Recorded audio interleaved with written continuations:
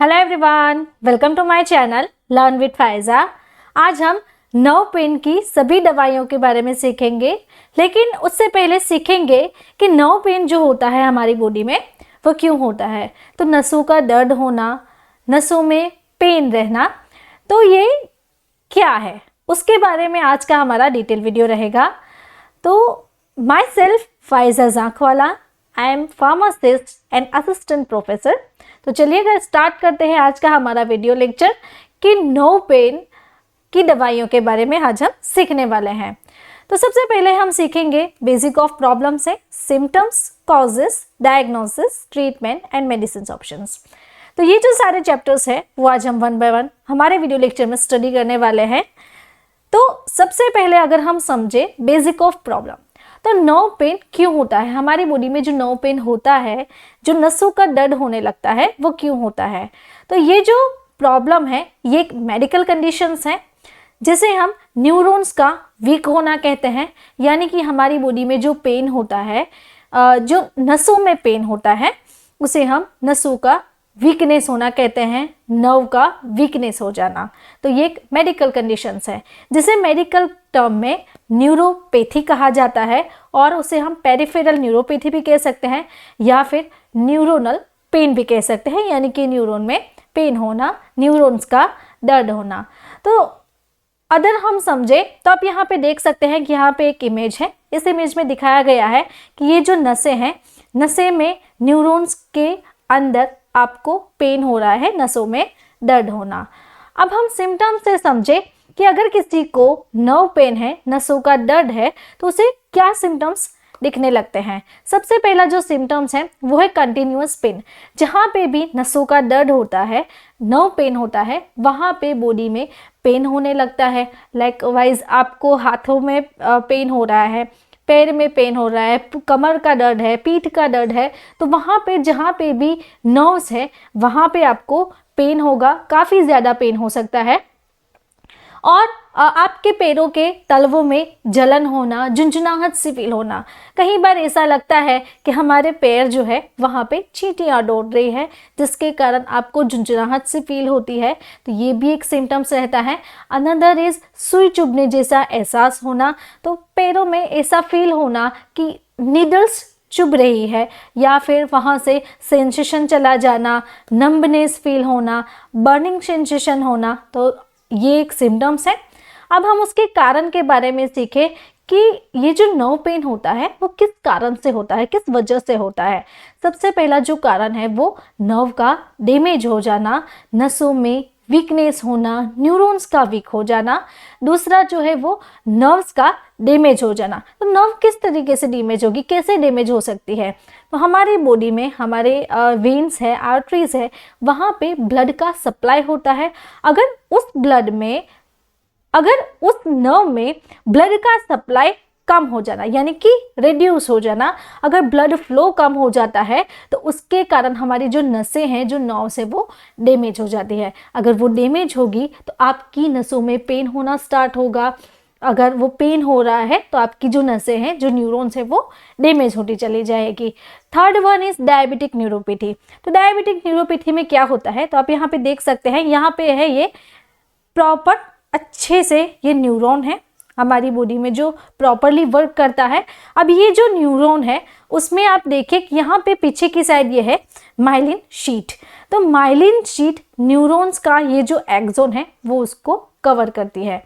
लेकिन जब भी डायबिटिक न्यूरोपैथी होती है तब ये जो न्यूरॉन्स है, ये जो माइलिन शीट है, वो धीरे धीरे डैमेज होने लगती है। अब ये धीरे धीरे डैमेज होगी तो ये जो न्यूरॉन है वो पूरी तरीके से डैमेज हो जाएगा, जिसके कारण आपको नसों में दर्द रहता है। या फिर आप काफ़ी ज़्यादा शराब पी रहे हैं, अल्कोहल ड्रिंकिंग कर रहे हैं, तो उसके कारण भी हो सकता है। या फिर नर्वस सिस्टम इंजरी, तो उसे हम ऐसे भी कह सकते हैं कि आपको अगर नर्वस सिस्टम हमारी कहाँ पे है, ब्रेन में रहती है, स्पाइनल कोड में रहती है। तो अगर आपको ब्रेन में इंजरी हुई है या फिर स्पाइनल कोड की इंजरी है तो उसके कारण भी आपके नसें जो है वो वीक होने लगेगी, आपको नर्व पेन होगा। न्यूरॉन्स का ब्लड ना मिलना, तो अगर न्यूरॉन्स की जो नसें हैं, जो ब्लड वेसल्स है, वो डैमेज हो जाएगी तो टिश्यूज़ को ब्लड नहीं पहुंचेगा, अगर टिश्यूज को ब्लड नहीं पहुंच रहा है तो आपको नर्व में पेन हो सकता है। देन अनदर कॉजेज विटामिन की कमी होना। तो अगर आप प्रॉपर तरीके से न्यूट्रिशंस नहीं ले रहे हैं, विटामिन सप्लीमेंट्स नहीं ले रहे हैं, तो हेल्दी फूड्स नहीं खा रहे हैं जिसमें से आपको विटामिन B12, B6, B1 ये जो कैटेगरीज है वो विटामिन्स की मिलनी चाहिए, तो अगर वो नहीं मिल रही हैं तो उसके कारण भी आपको नर्व पेन हो सकता है, आपकी बॉडी में उसकी डेफिशिएंसी हो सकती है। और पोषक तत्वों की कमी, आप ग्रीन वेजिटेबल्स नहीं खा रहे हो तो उसके कारण भी हमें न्यूट्रिशनल डेफिशिएंसी हो सकती है। तो एक तो क्या हुआ, विटामिन्स की कमी और दूसरा न्यूट्रिशनल कमी। तो ये जो पोषक तत्वों और विटामिन्स की कमी होने के कारण भी आपकी बॉडी में नर्व पेन हो सकता है। अब डायग्नोसिस के बारे में सीखें। अगर नसों में दर्द होता है तो उसका निदान कैसे होगा, कैसे हम उसे उसका जो रीजंस है वो फाइंड कर सकते हैं। तो चलिए स्टार्ट करते हैं। सबसे पहले जो निदान होता है, जो डायग्नोसिस होता है वो है पेशेंट काउंसलिंग। तो जिनको भी ये नसों में पेन होता है, नर्व पेन होता है, उनका पेशेंट काउंसलिंग करते हैं। यानी कि आगे हमने देखा कि डायबिटिक न्यूरोपैथी, नर्व का डैमेज हो जाना, न्यूट्रिशनल की कमी होना, वेजिटेबल्स नहीं ले रहे हैं, विटामिन नहीं मिल रहा है, तो पेशेंट की मेडिकल हिस्ट्री चेक की जाती है, या फिर कोई अल्कोहल ले रहा है या फिर नहीं ले रहा है। उसके बाद जो है फिजिकल एग्जामिनेशन, यानी कि जहाँ पर भी पेशेंट को दर्द होता है, पेन फील होता है, वहाँ पे पेशेंट को चेक किया जाता है कि किस वजह से होता है, क्यों हो रहा है, कहाँ पे हो रहा है। तो पेशेंट काउंसलिंग करते हैं। उसके बाद sign and symptoms based treatment किया जाता है। अगर कोई पेशेंट कंप्लेन कर रहा है कि मुझे यहाँ पे दर्द हो रहा है, मुझे ये सिम्टम्स है, मैं ये खुराक ले रहा हूँ, तो जिसके कारण पेशेंट की sign and symptoms based diagnosis किया जाता है। उसके बाद है blood sugar level and urine test. तो वो कितना है हमारी बॉडी में, वो भी पेशेंट का शुगर लेवल चेक किया जाता है। उसके बाद उसका डिटेल डायग्नोसिस होता है, जैसे कि सीटी स्कैन एंड MRI। तो उससे भी नर्व्स कहाँ पे डैमेज हो गई है, कहाँ पे ब्लड का सप्लाई कम हो रहा है, वो डायग्नोसिस हो सकता है। तो अब हम सीखें कि किसी को नर्व पेन हो रहा है तो उसे ट्रीट कैसे किया जा सकता है, कौन कौन सी मेडिसिन दे सकते हैं, कैसे ये जो प्रॉब्लम हो रहा है उसे सॉल्व करना है। तो यहाँ पे आप देखिए एलोपैथिक ऑप्शंस हैं, एलोपैथिक मेडिकेशंस दी जा सकती है, हर्बल ऑप्शंस भी है, या फिर मल्टी विटामिन्स और मल्टी मिनरल्स जो सप्लीमेंट्स हैं वो पेशेंट को दिए जाते हैं, जिससे कि उसे नर्व पेन हो रहा है, नसों में जो दर्द होता है वो पेशेंट का ठीक किया जा सकता है। तो चलिए अब मेडिसिन के बारे में सीखते हैं। तो यहाँ पे पहले सबसे है मेकोनर्व प्लस। तो ये जो कैप्सूल है वो नसों में वीकनेस है तो उसके लिए दी जाती है। स्पेशली ये विटामिन सप्लीमेंट से बनी हुई है, तो पेशेंट को सिंगल डोज थेरापी दी जाती है। सिंगल कैप्सूल दिन में एक ही बार पेशेंट को लेनी है। उसके बाद जो अनदर है वो है न्यूरोबियन 4 टैबलेट। इसका भी सेम तरीके से डोज रहता है, 1 टैबलेट पर डे का डोज। और न्यूरोबियन प्लस, तो ये भी पेशेंट को दिन में एक ही बार लेना है। उसके बाद जो है वो ऑप्टिन्यूरोन 4 टैबलेट, तो ये specially vitamin B and vitamin B12 के कॉम्बिनेशन में बनाई गई है। तो ये आपकी बॉडी में अगर विटामिन की कमी है, बी और B12 की कमी है, तो ये उसे पूरा करेगी। तो ये जो टैबलेट है वो आपको सिंगल टैबलेट पर डे लेनी होती है। उसके बाद मैक्लिजियल, तो मैक्लिजियल ये कैप्सूल है, gamma linoleic acid, mecobalamin and vitamin C की कॉम्बिनेशन से बनी है। तो ये कैप्सूल भी सेम तरीके से इसका डोज रहेगा 1 कैप्सूल पर डे का। उसके बाद जो रहता है न्यूरोकाइन गोल्ड, तो न्यूरोकाइन गोल्ड ये multi vitamin and multi mineral के कॉम्बिनेशन में कैप्सूल है। तो ये जो कैप्सूल्स है वो भी सेम तरीके से लेना है, 1 कैप्सूल पर डे का।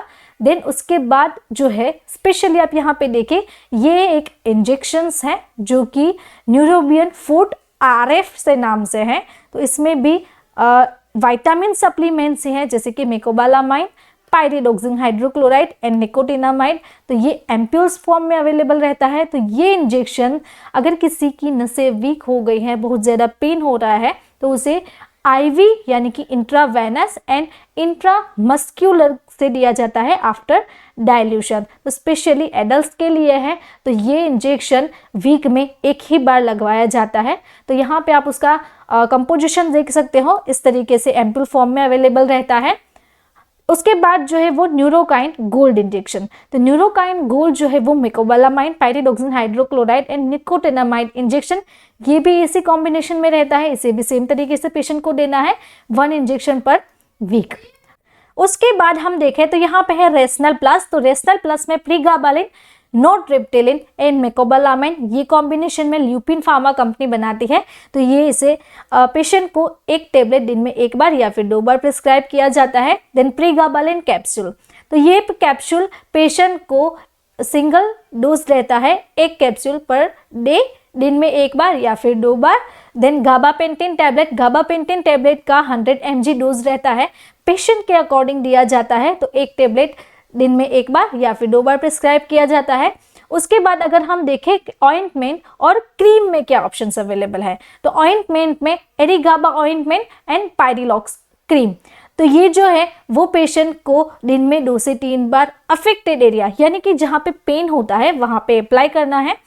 तो दिन में 2 से 3 बार पेशेंट जो है वो अप्लाई कर सकता है। देन कैप्सिसिन क्रीम, ये 0.025% के कॉम्बिनेशन में अवेलेबल है, स्पेशली पेन रिलीफ के लिए है। तो आप यहाँ पे ये भी देख सकते हो, यहाँ पर लिखा हुआ है स्पेशली पेन रिलीफ के लिए। तो पेशेंट 2 से 3 बार वो स्किन पे अप्लाई कर सकता है। देन SBL की बात करें तो SBL बहुत अच्छी कंपनी है, होम्योपैथिक मेडिसिन बनाती है।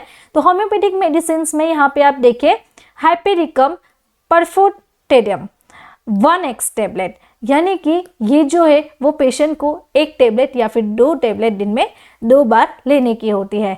देन SBL की हाइपेरिकम, ये जो होम्योपैथिक ऑइंटमेंट आती है, तो ये ऑइंटमेंट आप यहाँ पे देखिए स्पेशली इंजरी टू नर्व, अगर किसी को नर्व्स डैमेज हो गई है तो स्पेशली ये मेडिसिन या फिर ये होम्योपैथिक क्रीम SBL की पेशेंट को प्रिस्क्राइब की जाती है, जो कि आपको स्किन पे दिन में 2 से 3 बार अप्लाई करना है। देन हाइपेरिकम ऑइंटमेंट भी आता है बैक्सोन का, तो बैक्सोन भी ये बनाती है, तो आप इसे भी सेम तरीके से यूज़ करना है, दिन में 2 से 3 बार अफेक्टेड एरिया पे आपको अप्लाई करना है। तो और अगर आपको मेरा ये वीडियो अच्छा लगा तो आपको ये वीडियो भी अच्छा लगेगा।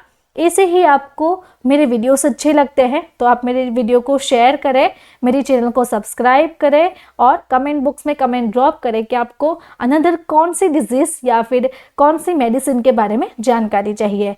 Thank you for watching my video.